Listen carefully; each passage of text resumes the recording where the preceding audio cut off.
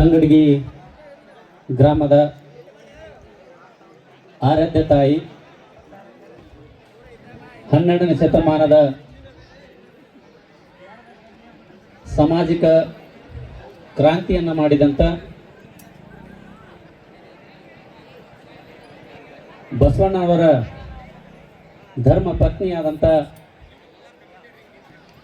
ನೀಲಾಂಬಿಕಾ ತಾಯಿಯ ಒಂದು ಜಾತ್ರಾ ಮಹೋತ್ಸವದ ಅಂಗವಾಗಿ ತಮಗೆಲ್ಲರಿಗೂ ಕೂಡ ಒಂದು ಮನರಂಜನೆಯನ್ನು ನೀಡಬೇಕು ಅಂತ ಹೇಳಿ ಗ್ರಾಮದ ಎಲ್ಲ ಯುವಕರು ಸೇರಿಕೊಂಡು ಅವರು ಕೂಡ ತಮ್ಮ ಕೈಲಾದ ಮಟ್ಟಿಗೆ ಹಣವನ್ನು ಕೂಡಿಸಿ ನಮ್ಮ ಅಸ್ಕಿಯವರಿಂದ ನಮ್ಮಿಂದ ಸ್ವಲ್ಪ ಕಾಣಿಕೆಯನ್ನು ತಗೊಂಡು ಇವತ್ತು ಒಳ್ಳೆಯ ರಸಮಂಜರಿ ಕಾರ್ಯಕ್ರಮವನ್ನು ಮಾಡಿದ್ದಾರೆ.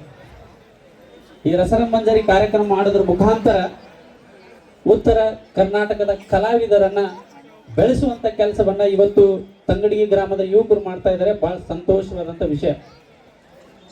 ನೀವೆಲ್ಲ ಪಿಕ್ಚರ್ ನೋಡ್ತೀರಿ ಇಲ್ಲಿ ಕನ್ನಡ ಪಿಕ್ಚರ್ ಎಲ್ಲ, ಈ ಎಲ್ಲ ಕನ್ನಡ ಪಿಕ್ಚರ್ ನೋಡ್ತೀರಿ. ಆ ಪಿಕ್ಚರ್ನಲ್ಲಿ ಎಷ್ಟು ಮಂದಿ ಉತ್ತರ ಕರ್ನಾಟಕದ ಹೀರೋಗಳದಾರ ಹೇಳಿ ನಾವು. ಯಾರಾದ್ರೂ ಒಬ್ಬರು ಇದಾರನ್ರಿ? ಉತ್ತರ ಕರ್ನಾಟಕದ ಹೀರೋಗಳು ಯಾರು ಒಬ್ಬರು ಇದಾರ?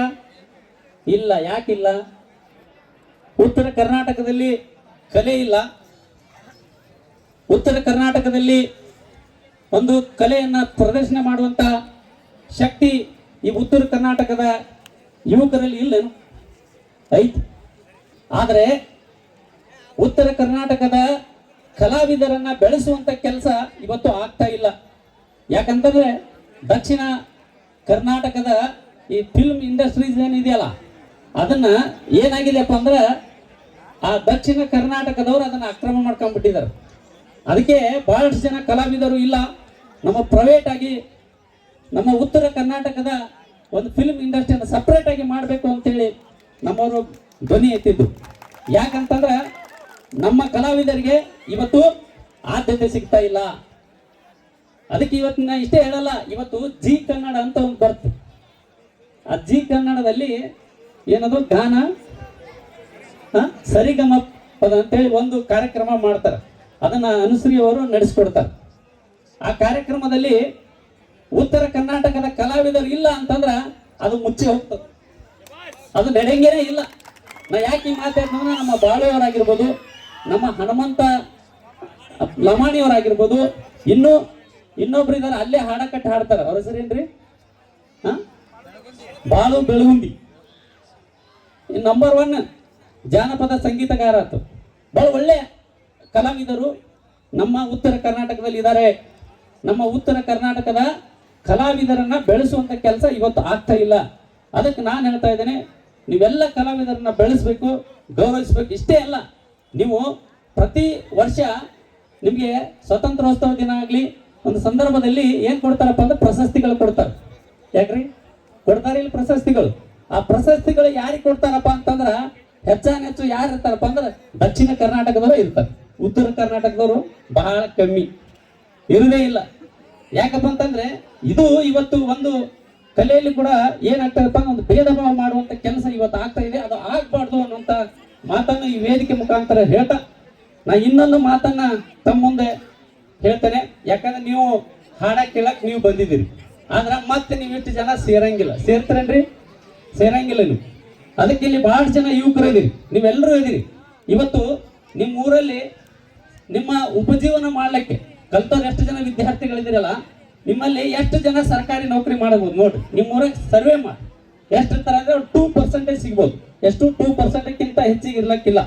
ಅದ್ರ ಜೊತೆಗೆ ಇನ್ನೊಂದು ಕಂಪನಿಯಲ್ಲಿ ಅಲ್ಲಿ ಇಲ್ಲಿ ಕೆಲಸ ಮಾಡೋರು ಒಂದು 5% ಜನ ಸಿಗ್ಬೋದು. ಒಟ್ಟು ಇನ್ನುಳಿದ 90% ಜನ ಏನನ್ನ ಅವಲಂಬಿಸಿದರೆ, ಏನನ್ನ ಅವಲಂಬಿಸಿ ಇವತ್ತು ನೀವು ಜೀವನ ಮಾಡ್ತಾ ಇದ್ದೀರಿ ಹಳ್ಳಿ ಒಳಗೆ? ಸ್ವಲ್ಪ ವಿಚಾರ ಮಾಡಿ. ಏನಪ್ಪಾ ಅಂತಂದ್ರೆ ನಿಮ್ಮ ಜೀವನ, ನಿಮ್ಮ ಬದುಕು ಎಲ್ಲಿದೆಯಪ್ಪ ಅಂದ್ರೆ ಅದು ಕೃಷಿಯಲ್ಲಿದೆ. ಕೃಷಿ ಫಲವನ್ನ ಅವಲಂಬಿಸಿ, ಭೂಮಿ ತಾಯಿಯನ್ನು ಅವಲಂಬಿಸಿ ನೀವು ಬದುಕ್ತಾ ಇದ್ದೀರಿ. ಇವತ್ತು ರೈತರು ನೀವು ದುಡಿಲಿಲ್ಲ ಅಂತಂದ್ರೆ ಇಡೀ ಜಗತ್ತೇ ಇವತ್ತು ಏನಾಗ್ತದೆ ಅಂದ್ರೆ ಹಸುವಿನಿಂದ ಸಾಯ್ತದೆ.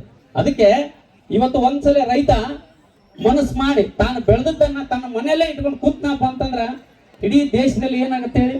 ಹಸುವಿನಿಂದ ಬರಳಿ ಸಾಯ್ತಾರೆ. ಅದಕ್ಕೆ ಇವತ್ತು ನಾನು ಹೇಳಿದಿಷ್ಟೇ. ಇಂಥ ಇವತ್ತು ಬಹಳ ಜನ ಹೇಳ್ತಾರೆ. ಇವತ್ತು ನಿಮ್ಗೆ ಗೊತ್ತಿರ್ಬೋದು, ಲಾಲ್ ಬಹದ್ದೂರ್ ಶಾಸ್ತ್ರಿ ಅಂತ ಹೆಸರು ಕೇಳಿರ್ಬೋದು. ಲಾಲ್ ಬಹದ್ದೂರ್ ಶಾಸ್ತ್ರಿ ಅವರು ಒಂದು ಮಾತು ಹೇಳ್ತಾರೆ, ಏನಪ್ಪಾ ಅಂದ್ರೆ ಜೈ ಜವಾನ್ ಜೈ ಕಿಸಾನ್. ಒಂದು ಘೋಷ ವಾಕ್ಯನ ಕೊಟ್ಟವ್ರು ಯಾರು ಅಂತಂದ್ರೆ ಅದು ಲಾಲ್ ಬಹದ್ದೂರ್ ಶಾಸ್ತ್ರಿ ಅವರು. ನಾ ಯಾಕೆ ಈ ಮಾತನ್ನು ಹೇಳ್ತೀನಪ್ಪ ಅಂತಂದ್ರೆ, ಇವತ್ತು ಈ ದೇಶದ ಬೆನ್ನೆಲುಬು ಯಾರಪ್ಪ ಅಂದ್ರೆ ರೈತ, ಇನ್ನೊಬ್ರು ಯಾರಪ್ಪ ಅಂದ್ರೆ ಜವಾನ್ ಅಂದ್ರೆ ಸೈನಿಕ. ಇವರಿಬ್ಬರು ಪ್ರಾಮಾಣಿಕವಾಗಿ ದುಡಿದೇ ಹೋದ್ರೆ ನಾವ್ ಯಾರು ಕೂಡ ನೆಮ್ಮದಿಯಿಂದ ಇರ್ಲಕ್ ಸಾಧ್ಯನೇ ಇಲ್ಲ. ಅದಕ್ಕೆ ಇವತ್ತು ನಾನು ಹೇಳ್ತಾ ಇರೋದು ಇಷ್ಟೇ. ನಾನು ರೈತರಿಗೆ ನಾನು ಒಂದು ಮಾತನ್ನು ಹೇಳಕ್ ಬಯಸ್ತೇನೆ. ಮೊನ್ನೆ ನಮ್ಮ ಕಬ್ಬಿನ ಹೋರಾಟದ ನಮ್ಮ ಅಧ್ಯಕ್ಷರು ಶಿವಾನಂದ್ ಮಂಕಣಿಯವರು, ಅದರ ಜೊತೆಗೆ ಅನೇಕ ಜನ ಯುವಕರು ನಮ್ಮ ಸಾಥ್ ಕೊಟ್ಟರು. ಆ ಸಂದರ್ಭದಲ್ಲಿ ನನಗೆ ಗುರುಜಿಯವರು ಮತ್ತು ಚಿನ್ನಪ್ಪ ಪೂಜಾರಿ ನಾನು ಫೋನ್ ಮಾಡಿದ್ರು, ಗೌಡ್ರೆ ನೀವು ಆ ಹೋರಾಟದ ನೇತೃತ್ವವನ್ನು ತಗೋಬೇಕು, ಇಲ್ಲದಿದ್ರೆ ನಾವು ರೈತರು ಬೀದಿಗೆ ಬರ್ಬೇಕಾಗತ್ತೆ ಅನ್ನೋ ಮಾತನ್ನು ಹೇಳಿದ್ರು. ಅದಕ್ಕೆ ನಾನು ಕೂಡ ಬಂದೆ. ಎಲ್ಲರೂ ಕೂಡ ಸಹಕಾರ ಮಾಡಿ, ಎಲ್ಲರೂ ಕೂಡ ತಮ್ಮ ತಮ್ಮ ಕೈಲಾದಷ್ಟು ಮಟ್ಟಿಗೆ ಸಹಾಯ ಮಾಡಿ, ತಾವೇ ಸ್ವತಃ ಅನ್ನ ದಾಸೋಹವನ್ನ ಮಾಡಿ ಎಲ್ಲರಿಗೆ ಅನ್ನವನ್ನ ನೀಡುವುದರ ಮುಖಾಂತರ ಆ ಹೋರಾಟಕ್ಕೆ ಸಂಪೂರ್ಣವಾದ ಬೆಂಬಲವನ್ನ ಈ ಗ್ರಾಮದ ಯುವಕರು ನೀವು ನೀಡಿದ್ರಿ. ನಾನು ಇನ್ನೊಂದು ಮಾತಾಡ್ತೀನಿ, ನೀವು ನೀಡಿದ್ರಿ ಅಂತ ಹೇಳಿನೇ ಇವತ್ತು ಸರ್ಕಾರ ಏನ್ ಮಾಡ್ತೇನ್ರಿ, 3,300 ರೂಪಾಯಿ ಕೊಟ್ಟು ಈ ಫ್ಯಾಕ್ಟರಿಯವ್ರು ಏನ್ ಮಾಡಿದ್ರಪ್ಪ ಅಂತಂದ್ರೆ 400 ರೂಪಾಯಿ ವರ್ಷನ ಕಮ್ಮಿನೇ ಕೊಡ್ತಿತ್ತು. ಆದ್ರೆ ಇವತ್ತು ಏನಾಗಿದೆಯಪ್ಪ ಅಂದ್ರೆ 34 ರೂಪಾಯಿ ಇನ್ನೂ ಕಮ್ಮಿ ಇದೆ. ಅದಕ್ಕೆ ಇನ್ನೂ ನಾವು ಹೋರಾಟ ಮಾಡಬೇಕಾಗಿದೆ. ಅದಕ್ಕೆ ನಾನು ಯಾಕೆ ಹಿಂಗ ಆಗ್ತಾ ಇದೆ ಅಂತಂದ್ರೆ, ನೀವು ವಿಚಾರ ಮಾಡ್ರಿ, ನಾವು ರೈತರು ಸಂಘಟಕರಿಲ್ಲ. ಯಾಕಂದ್ರೆ ಈ ದೇಶದಲ್ಲಿ ಹಮಾಲರು ಸಂಘಟಕರಾಗಿದ್ದಾರೆ, ನೌಕರಿದಾರರು ಸಂಘಟಕರಾಗಿದ್ದಾರೆ, ಎಲ್ಲರೂ ಸಂಘಟನೆ ಮಾಡ್ಕೊಂಡಿದ್ದಾರೆ. ಆದ್ರೆ ಈ ದೇಶದಲ್ಲಿ ಸಂಘಟನೆ ಇಲ್ಲದೆ ಉಳಿಯುವಂತ ರೈತ ಯಾರಪ್ಪ, ಅವರು ರೈತರು ಮಾತ್ರ ಇವತ್ತು ಸಂಘಟನೆಯಲ್ಲಿ ಇಲ್ಲ. ಅದಕ್ಕಾಗಿ ಎಲ್ಲಿವರೆಗೆ ರೈತ ಸಂಘಟಕನಾಗೋದಿಲ್ಲವೋ ಅಲ್ಲಿವರೆಗೆ ನಿಮ್ಮ ಬೇಡಿಕೆಗಳನ್ನ ಯಾರು ಈಡೇರಿಸೋದಿಲ್ಲ. ಎಲ್ಲಾ ಪಕ್ಷಗಳು ಬರ್ತವೆ, ನಿಮ್ಮ ಓಟ್ ಹಾಕೋತಾರೆ, ಹೋಗ್ಬಿಡ್ತಾರೆ. ಅದಕ್ಕೆ ನಾನು ಹೇಳಿದಿಷ್ಟೇ, ಪ್ರತಿ ಹಳ್ಳಿಯಲ್ಲಿ ಕೂಡ ರೈತ ಸಂಘಟನೆ ಕಟ್ಟಲೇಬೇಕು. ನಾವು ಬದುಕಬೇಕಪ್ಪ ಅಂತಂದ್ರೆ ರೈತ ಸಂಘಗಳನ್ನ ಕಟ್ಟಲೇಬೇಕಾಗಿದೆ. ಆ ನಿಟ್ಟಿನಲ್ಲಿ ಪ್ರತಿ ಹಳ್ಳಿಯಲ್ಲಿ ಕೂಡ ರೈತ ಸಂಘಟನೆಯನ್ನ ಮಾಡ್ಲಿಕ್ಕೆ ಇನ್ನು 4-5 ದಿನಗಳಿಂದ ಚಾಲನೆಯನ್ನ ಕೊಡ್ತಾ ಇದ್ದೇವೆ. ಅದರ ಜೊತೆಗೆ ಇವತ್ತು ಮೇ 8ನೇ ತಾರೀಕಿಗೆ, ಇದೇ ಮೇ 8ನೇ ತಾರೀಕಿಗೆ ಬಿಜಾಪುರ ಜಿಲ್ಲೆಯಲ್ಲಿ ರೈತರ ರಾಜ್ಯ ಸಮಾವೇಶವನ್ನ ಇವತ್ತು ನಾವು ಮಾಡ್ತಾ ಇದ್ದೇವೆ. ತಾವೆಲ್ಲರೂ ಕೂಡ ಭಾಗವಹಿಸಬೇಕು. ಯಾಕಪ್ಪ, ಇದು ನಮ್ಮ ಬದುಕು. ಅದರ ಜೊತೆಗೆ ಈ ಜಿಲ್ಲೆಯ ಜ್ವಲಂತ ಸಮಸ್ಯೆಗಳಿದ್ದಾವೆ. ನಾ ಯಾಕೆ ಹೇಳ್ತೀನಪ್ಪ ಅಂದ್ರೆ, ಈಗಾಗಲೇ ನಿಮ್ಮನ್ನ ಹೊಳಿ ಏನಿದೆ ಡ್ಯಾಮ್ ಕಟ್ಟಿ ಅನೇಕ ಜನ ರೈತರು ಭೂಮಿ ಕಳ್ಕೊಂಡಿದ್ರಿ. ಇವತ್ತು ಬಹಳಷ್ಟು ಜನರಿಗೆ ದುಡ್ಡು ಬಂದಿಲ್ಲ. ಅಷ್ಟೇ ಅಲ್ಲ, ಏನು ಮುಳುಗಡೆ ಅಂತ ಮಾಡಿದರೆ ಅದು ಹೆಚ್ಚಿನ ಭೂಮಿ ಮುಳುಗಿದೆ. ಅದರ ಹೊಳ್ಳಿ ಸರ್ವೆ ಮಾಡಬೇಕಾಗಿದೆ. ಅಷ್ಟೇ ಅಲ್ಲ, ಇವತ್ತು 519 ಇದ್ದದ್ದು 524 ಮೀಟರ್ಗೆ ಏರಿಸ್ಬೇಕಪ್ಪ ಅಂದ್ರೆ 1,25,000 ಕೋಟಿ ಹಣ ಬೇಕು. ಅಷ್ಟು ಹಣ ಎಲ್ಲಿದೆ ಹೇಳ್ರಿ? ಈ ನೀರಾವರಿಗೆ ಇಳಿದೆ ಸರ್ಕಾರ ಎಷ್ಟು ಇಡ್ತಾರಪ್ಪ ಅಂದ್ರೆ 10,000 ಕೋಟಿ ಅಂತಾರೆ, 5,000 ಕೋಟಿ ಖರ್ಚು ಮಾಡ್ತಾರೆ. ಅದಕ್ಕೆ ಆಂಧ್ರದವ್ರು ಏನ್ ಹೇಳ್ತಾ ಇದಾರಪ್ಪ ಅಂದ್ರೆ, ಕರ್ನಾಟಕದವ್ರು ನೀರು ಬಳಸೋಂಗಿಲ್ಲ, ಅದನ್ನ ಬಿಟ್ಟು ಬಿಡಿ ಅಂತಾರೆ. ನಾವೊಂದು ಹಾಡ ಕೇಳ್ತೀವಿ, ಏನಪ್ಪಾ ಅಂದ್ರೆ, ಕನ್ನಡ ನಾಡಿನ ಜೀವ ನದಿ ಯಾವುದು ಅಂತಂದ್ರೆ ನಾವು ಕಾವೇರಿ ಅಂತ ಹೇಳ್ತೀವಿ ಅಲ್ಲ, ಹಾಡ. ಆದ್ರೆ ನಾನು ಹೇಳ್ತಾ ಇದ್ದೇನೆ, ಕನ್ನಡ ನಾಡಿನ ಜೀವ ನದಿ ಕಾವೇರಿ ಅಲ್ಲ, ಅದು ಕೃಷ್ಣಾ ನದಿ. ಕೃಷ್ಣಾ ನದಿ ಯಾಕಂತಂದ್ರೆ 175 TMS ಗಿಂತ ಹೆಚ್ಚು ನೀರು ಇರುವುದು ಕೃಷ್ಣಾ ನದಿ. ರಾಜ್ಯದಲ್ಲಿ ಅತಿ ಹೆಚ್ಚು ಉದ್ದವಾಗಿ ಹರಿತಿರುವುದು ಯಾವುದಪ್ಪ ಅಂದ್ರೆ ಅದು ಕೃಷ್ಣಾ ನದಿ. ಅದಕ್ಕೆ ನಾನು ಹೇಳ್ತಾ ಇದ್ದೇನೆ, ನೀವೆಲ್ಲರೂ ಒಂದಾಗಬೇಕು, ಒಗ್ಗಟ್ಟಾಗಬೇಕು, ಜಾತಿ ಮತವನ್ನ ಬಿಡಬೇಕು, ನಿಮ್ಮ ಪಕ್ಷವನ್ನ ಚುನಾವಣೆಯಲ್ಲಿ ಇಟ್ಕೋಬೇಕು. ಪಕ್ಷಾತೀತವಾಗಿ ರೈತರು ಪ್ರತಿ ಹಳ್ಳಿಯಲ್ಲಿ ಸಂಘಟಕರಾಗಬೇಕು. ಇಲ್ಲಪ್ಪ ಅಂತಂದ್ರೆ ನಿಮ್ಮನ್ನ ಖಲಾಸ್ ಮಾಡ್ಬಿಡ್ತಾರೆ. ಯಾಕೆ ಹೇಳ್ತಾನಂದ್ರೆ, ಮೊದಲ 50 ರೂಪಾಯಿ ಕಟ್ಟಿದ್ರೆ ಏನ್ ಮಾಡ್ತಿದ್ರಿ, RR ನಂಬರ್ ಕೊಡ್ತಿದ್ರಿ. ಇವತ್ತು ಎಷ್ಟು ಮಾಡ್ಯಾರ ಗೊತ್ತಾ? 18,000 20,000 ಮಾಡಿದ್ದಾರೆ. ಇವತ್ತು ಮೊದಲ 25,000 ಕಟ್ಟಿಬಿಟ್ರೆ ಏನಾಗ್ತಿತ್ತಪ್ಪ ಅಂತಂದ್ರೆ, TC ಕುಂದರಿಸಿ ಸುಮಾರು ಎಲ್ಲ ಕಂಬ ಹಾಕಿ ಕೊಡ್ತಿದ್ರು. ಈಗ ನೀವು ರೈತರ TC ಕುಂದರ್ಸಬೇಕಪ್ಪ ಅಂದ್ರೆ 2.5 - 3 ಲಕ್ಷ ಖರ್ಚು ಮಾಡಬೇಕು. ಆ ದೃಷ್ಟಿಯಿಂದ ಇವತ್ತು ನಾನು ಹೇಳ್ತಾ ಇದ್ದೇನೆ, ಇನ್ನು ಮುಂದೆ ಪ್ರತಿಯೊಬ್ಬ ರೈತರು ಕೂಡ ಮೀಟರ್ ಕುಂದರ್ಸ್ತಾರಂತೆ. ಮೊನ್ನೆ ಮಾತಾಡಿದ್ರು ಸಚಿವರು. ನಾನು ಹೇಳ್ತಾ ಇದ್ದೇನೆ, ಅದು ಸಾಧ್ಯ ಇಲ್ಲ. ಯಾಕೆ ಹೇಳ್ತೀನಿ, ಯಾರು ಮೀಟರ್ ಕುಂದರ್ಸೋಕೆ ನೀವು ಅವಕಾಶ ಮಾಡಿ ಕೊಡಬಾರ್ದು. ಅದಕ್ಕೆ ನಾನು ಹೇಳ್ತಾ ಇದ್ದೇನೆ, ನೀವೆಲ್ಲರೂ ಸಂಘಟಕರಾಗ್ರಿ, ನಿಮ್ಮ ಜೊತೆಗೆ ಹೋರಾಟಕ್ಕೆ ನಾವು ಇರ್ತೇವೆ. ಅದಕ್ಕೆ ರೈತ ಬದುಕಿದ್ರೆ ಮಾತ್ರ ಈ ದೇಶ ಬದುಕುತ್ತೆ ಅನ್ನೋಂಥ ಮಾತನ್ನು ಹೇಳ್ತಾ ಈ ವೇದಿಕೆ ಮೇಲೆ ಮಾತನಾಡಕ್ಕೆ ಅವಕಾಶ ಮಾಡಿಕೊಟ್ಟಿದ್ದಕ್ಕಾಗಿ ನಿಮ್ಗೆಲ್ಲರೂ ಕೂಡ ಒಂದು ಸುತ್ತ ನನ್ನ ಮಾತನ್ನು ಮುಗಿಸ್ತಾ ಇದ್ದೀನಿ. ಜೈ ಹಿಂದ್, ಜೈ ಕರ್ನಾಟಕ.